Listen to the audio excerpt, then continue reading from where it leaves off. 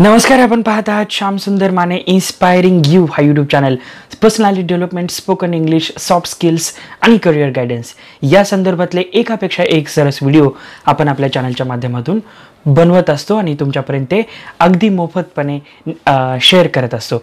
So आज आपण शिक्षक भरती संदर्भातला एक व्हिडिओ बनवतो. मित्रांनो, मी खूप दिवस झालं होल्ड बॅक केलं होतं मला स्वतःला की या सेगमेंटवर व्हिडिओ नाही बनवणार, पण हा व्हिडिओ शेवटपर्यंत पहा अधिक माहितीसाठी.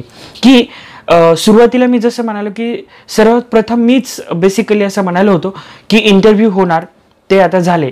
त्यानंतर दोन बातम्या आहेत ज्या इंटरव्ह्यू संदर्भात आहेत. एक, खाजगी अनुदानित शाळांचे इंटरव्ह्यू होणार शिक्षक भरती संदर्भात. दोन, 5 मधून एक कॅन्डिडेट ते सिलेक्ट करणार, एकास 5 हा त्यांचा म्हणजे रेशो आहे.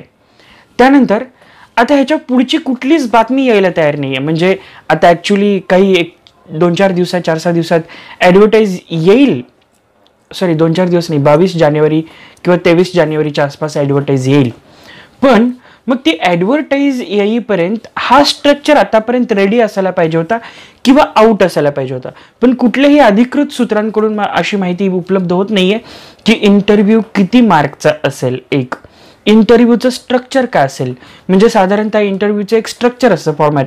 आणि जेव्हा कॉर्पोरेट म्हणजे इंजिनिअरिंग आणि MBAच्या विद्यार्थ्यांना ट्रेनिंग देतो मी स्वतः, तेव्हा त्यांना सांगत असतो की इंटरव्ह्यूचे 3 फॉर्मॅट असतात: इंट्रोडक्टरी राऊंड, टेक्निकल राऊंड आणि HR राऊंड. हा खरं तर इंटरव्ह्यूचं स्टँडर्ड पॅटर्न आहे. इंट्रोडक्टरी राऊंडमध्ये त्या कॅन्डिडेटचं पर्सनॅलिटी असेस केलं जातं, टेक्निकल राऊंडमध्ये त्याचं टेक्निकल नॉलेज असेस केलं जातं, तर थर्ड राऊंडमध्ये ज्याला HR राऊंड म्हणतात त्याच्यामध्ये डॉक्युमेंट्स व्हेरिफिकेशन, सॅलरी आणि कन्फर्मेशन या सगळ्या गोष्टी केल्या जातात. पण हे झालं कॉर्पोरेट इंटरव्ह्यूसाठी. पण आता जेव्हा या शिक्षक भरतीसाठी जेव्हा इंटरव्ह्यू होणार आहेत त्यामध्ये काय होणार आहे नक्की हे काही कळायला साधं नाही. पण त्यामध्ये जे काही स्टँडर्ड फॉर्मॅट फॉलो व्हायला पाहिजे त्यात हेच आहे की तुमचं इंट्रोडक्शन विचारतील, तुमचं टेक्निकल नॉलेज चेक करतील, तुमचं अंडरस्टँडिंग्स चेक करतील, तुमचं कॉम्प्रिहेन्शन, इंटरप्रिटेशन, अप्रोच, ॲटिट्यूड हे सगळ्या गोष्टी असेस होतील असं आपण म्हणतोय. पण तुम्हाला सगळ्यालाच माहिती आहे की त्यामध्ये सगळ्यांच्याच मनामध्ये एक धाकधूक आहे की ही पद्धत ट्रान्सपिरियंट व्हायला पाहिजे. आणि लेट्स होप की ही प्रोसेस ट्रान्सपिरियंट होईल. आय जस्ट प्रे फॉर यू ऑल. त्यानंतर आता सगळ्यात महत्त्वाचं काय की मग ते इंटरव्ह्यू कसं होणार आहे, म्हणजे त्याचे मार्क किती असणार आहेत. आणि सगळ्यात मोठा प्रश्न जो पडतोय मला तो हा की जर तुम्ही इंटरव्ह्यू घेणार आहात खाजगी अनुदानित संस्था ज्या आहेत तर तुम्ही डेमो घेणार आहात का, हा एक माझा बेसिक प्रश्न आहे. आणि याचं उत्तर मला तर आणखी मिळालं नाही आहे. तुम्हाला कुणाला मिळालं असेल तर नक्की कमेंट करा. त्यानंतर मित्रांनो, मी तुम्हाला आणखी एक गोष्ट सांगू इच्छितो की कधी कधी असं होईल की आमच्यापेक्षाही तुम्हाला एखादी गोष्ट माहीत असते. तुम्हाला कधीही वाटलं की माझ्यापेक्षा तुम्हाला काही इतर एखादा अपडेटेड माहिती आहे, नक्की कमेंट करा जेणेकरून मी ती पुढं बाकीच्या विद्यार्थ्यांनाही शेअर करू शकेन. कारण हा पूर्ण जो सीझन आहे, म्हणजे पूर्ण जो हा एरा आहे, याच्यामध्ये आपल्याला एकमेकांना मदत तर नक्कीच करायची आहे आणि आपण ती करायलाही पाहिजे. सो तुम्हाला असं वाटलं की एखादं अतिशय सोर्सफुल माहिती आहे काय, तर नक्की कमेंट करत चला. मी त्याला नक्कीच माझ्या व्हिडिओमध्ये तुम्हाला क्रेडिट देऊन त्याचा समावेश करेन. सो त्याबद्दल काही नो आय मीन डिस्प्यूट. आता मग खूप सारे लोक, आता तर मला वाटतं की काही माझे यूट्यूबर मित्र आहेत त्यांनी तर डेमो कसा द्यावा इथपासून सुरू पण केलं आहे. सो मला वाटलं की जे काही लोक आहेत जे खास माझ्या व्हिडिओवर लक्ष ठेवून आहेत, त्याचं कारण आहे कारण मला जोपर्यंत अधिकृत माहिती कळत नाही तोपर्यंत मी व्हिडिओ बनवत नाही. आणि दुसरी गोष्ट काय की फक्त हे व्हिडिओ बनवणे हा माझ्या चॅनलचा मूळ पर्पज नाही, rather personality development, spoken English, soft skills या विषयामध्ये मला खूप व्हिडिओ बनवायचे आहेत. 200+ व्हिडिओज आहेत माझे आणि त्यातले हार्डली 10 व्हिडिओज आहेत जे पवित्र पोर्टलबद्दल खूप कमी व्हिडिओ आहेत ॲक्च्युली, कारण त्या टेक्निकलिटीमध्ये मी जात नाही फार तर. पण इंटरव्ह्यू कसा द्यावा हा माझा सेगमेंटच आहे, तुम्ही माझ्या चॅनलवर सुद्धा पाहू शकता.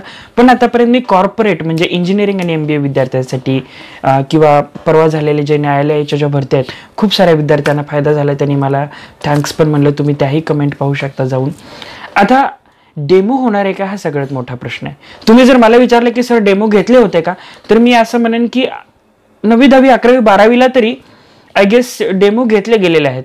म्हणजे आपण काय म्हणतो त्याला, इंटरव्ह्यू नंतर डेमो घेतलेले आहेत आणि कधी कधी तर विद्यार्थ्यांचा फीडबॅकही विचारला आहे.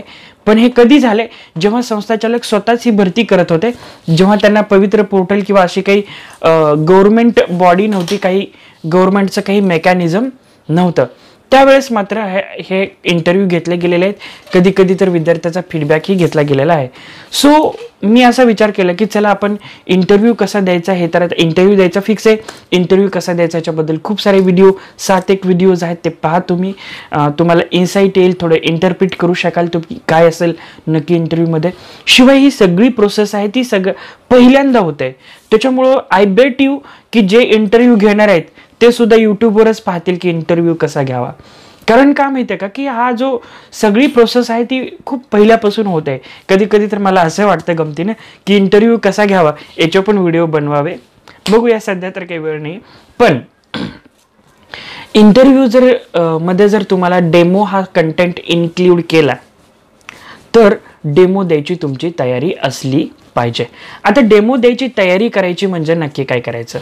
साधारणतः 1 ते 5, 6 ते 8 या 2 गटासाठी जेव्हा तुम्ही, म्हणजे ज्याला आपण प्राथमिक, वरिष्ठ प्राथमिक काही जे काय म्हणतात ते, त्याच्यासाठी जर तुम्ही तयारी करत असाल तर विद्यार्थी मित्रांनो, एक डेमो तुमच्या डोक्यात रेडी ठेवा, ज्याच्यामध्ये स्टँडर्ड अतिशय आपण ज्याला काय म्हणतो बेस्ट ऑफ असं, प्रत्येकाचं काहीतरी बेस्ट ऑफ असतं. मी कधी कधी माझ्या एखाद्या कंटेंटला म्हणतो असं, this is the best of Shyam sir. तसं तुम्ही एखादं तुमचं बेस्ट ऑफ यू कंटेंट जो आहे, ज्याच्यामध्ये तुम्हाला खूप जबरदस्त कमांड आहे, त्याच्यावर एक डेमो प्रिपेअर करून ठेवा. आणि मी तुम्हाला सांगतो, हीच वेळ आहे प्रिपेअर करून ठेवायची. परत लास्ट मिनिट रश करू नका. मी असं म्हणत नाही की डेमो होणार आहे आणि तुम्ही प्रिपेअर करा. मी असं म्हणतोय की जर झाला तर आपली तयारी असावी. कारण आपले जीवन हे मित्रांनो संघर्ष आहे आणि संघर्षामध्ये प्रॉब्लेमने कसं यावं ह्याचे नियम आपण करू शकत नाही, तो कसाही येतो. सो आपण तयार असणं हे महत्त्वाचं आहे. म्हणून मी म्हणतो की एक डेमो तयार करून ठेवा जो बेस्ट ऑफ यू असेल. त्यामध्ये जे 6वी ते 8वी साठी करणार आहेत किंवा 9वी ते 12वी साठी करणार आहेत, ऑफकोर्स त्यांना त्यांच्या सब्जेक्टमधलाच करावं लागेल. पण मला वाटतं की 1ली ते 5वीला एकच शिक्षक सगळे सब्जेक्ट शिकवतो. सो त्यांनी पण बेस्ट ऑफ देम कुठलाही बनवू शकतात. शिवाय याच्यामध्ये आणखी एक कॉम्प्लिकेशन आता तुमच्या मनामध्ये येईल की सर ते आम्हाला जा तुम्ही आणि वर्गात डेमो घ्या, तुम्हाला जो विषय येतो त्याच्यावर किंवा जो तुम्हाला घ्यायचा आहे तो, का ते आम्हाला सांगतील की हा धडा, हे इयत्ता, हे पुस्तक आणि हा डेमो असं करतील? हा पण प्रश्न आहेच की. आणि याच्यामध्ये सगळ्यात महत्त्वाची गोष्ट काय की आपण इंटरव्ह्यूवी आहोत, आपण इंटरव्ह्यूवर नाही आहे. तर आपण जाऊन त्यांना असं नाही म्हणू शकत की हा मला सब्जेक्ट येतो हाच घ्या किंवा हा लेसन मला घ्या, मी याची तयारी केली.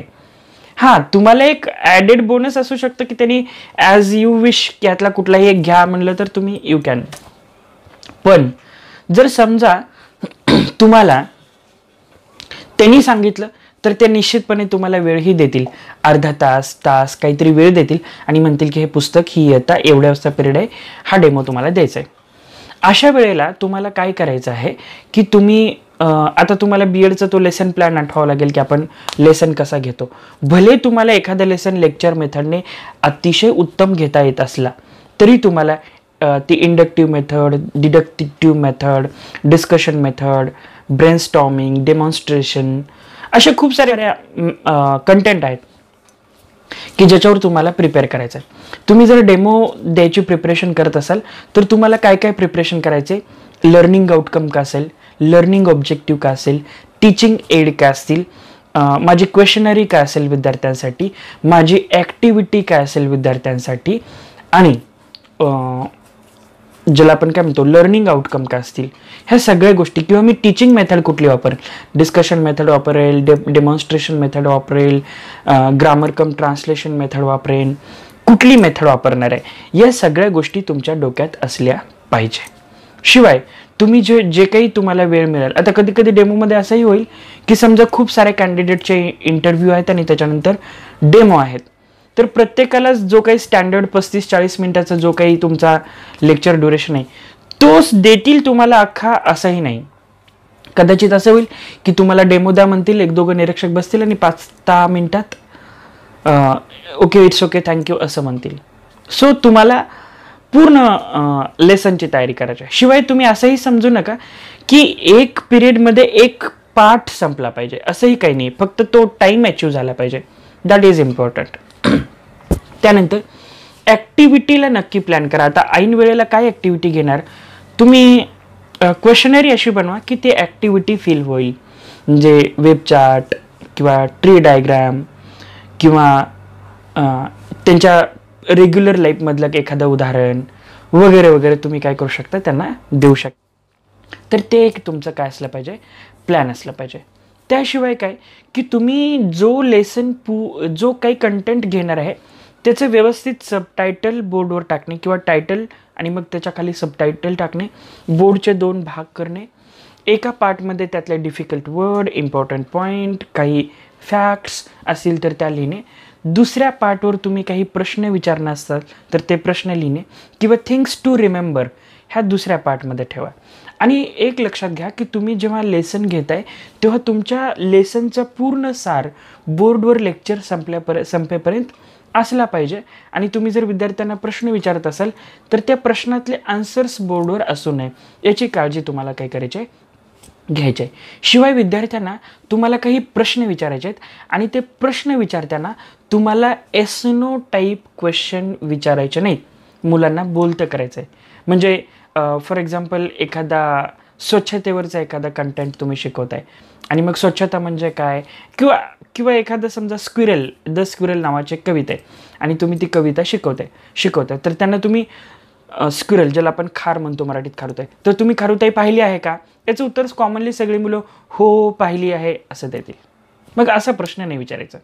तुम्हाला खारुताईबद्दल ती कविता आहे, त्याच्यात खारुताईचं डिस्क्रिप्शन आहे असं वाटलं, द स्क्विरल टायटल टाकलं तुम्ही, स्क्विरलबद्दल थोडीशी माहिती, तर विद्यार्थ्याला प्रश्न विचारताना तुम्ही खारुताई पाहिली आहे का असा प्रश्न विचारण्यापेक्षा खारुताई कुठे आढळते, कशी दिसते, have you seen the squirrel असं विचारण्यापेक्षा how does it look, where did you see it, किंवा can you describe the squirrel, have you seen it around, what did it it वगैरे अशा पद्धतीचे क्वेश्चन तुम्ही काय करू शकता, विचारू शकता. त्याचबरोबर म्हणजे त्या विद्यार्थ्यांना त्यांच्या पर्सनल लाईफशी रिलेट करण्याचा प्रयत्न तुम्ही काय करायचा. आता तुम्ही समजा सायन्सचा धडा शिकवताय, ॲम्फिबियन्स हा कॉन्सेप्ट तुम्हाला शिकवायचा आहे, तर तुम्हाला ॲम्फिबियन्स म्हणजे काय हे सांगायच्या पूर्वीही तुम्ही त्यांना काही प्रश्न विचारू शकता की लाईक काही सम क्रिएचर्स, काही लिव्हिंग ऑर्गॅनिझम्स, काही लिव्हिंग पीपल, काही लिव्हिंग थिंग्स आहेत, क्रिएचर्स आहेत, ते जमिनीवर राहतात, मग पाण्यातही राहतात का, मग हवेतही राहतात का, मग पाण्यात आपण जमिनीवर राहतो, मग आपण पाण्यात राहू शकतो का, मग पाण्यात कोण राहतं, ते जमिनीवर राहू शकतात का, मग पाण्यात राहणाऱ्या प्राण्यांना काय म्हणायचं, जमिनीवर राहणाऱ्या प्राण्यांना काय म्हणायचं, दोन्ही ठिकाणी राहणाऱ्या प्राण्यांना काय म्हणायचं. हळूहळू ही कॉन्सेप्ट तुम्ही काय करू शकता, इंट्रोड्यूस करू शकता. आणि मग तुम्ही विद्यार्थ्याला विचारू शकता की give me some examples of amphibians. मग मुलं म्हणतील फ्रॉग, क्रॅब, मग आणखी काही ॲलिगेटर, म्हणजे अशा काही एक्झाम्पल मग त्यांच्याकडून काय होतील, येत राहतील. सो डेमो घेताना काय काय गोष्टीची काळजी करायची, एक board writing, teaching objective, learning outcome, teaching aids. आणि मला असं वाटतं की एवढं सगळं करणं शक्य नाही, पण मिनिमम रिसोर्सेसमध्ये तुम्हाला तो डेमो काय करायचा आहे, द्यायचा आहे. याच्याबद्दल तुम्हाला आणखी काही डाऊट असतील तर प्रश्न नक्की विचारा डेमो संदर्भात, खाली कमेंट करा. आणि मी तुमच्यासोबत आहेच या पूर्ण जर्नीमध्ये. सो माझ्या शुभेच्छा तर तुमच्यासोबत आहेतच. Thank you, bye bye.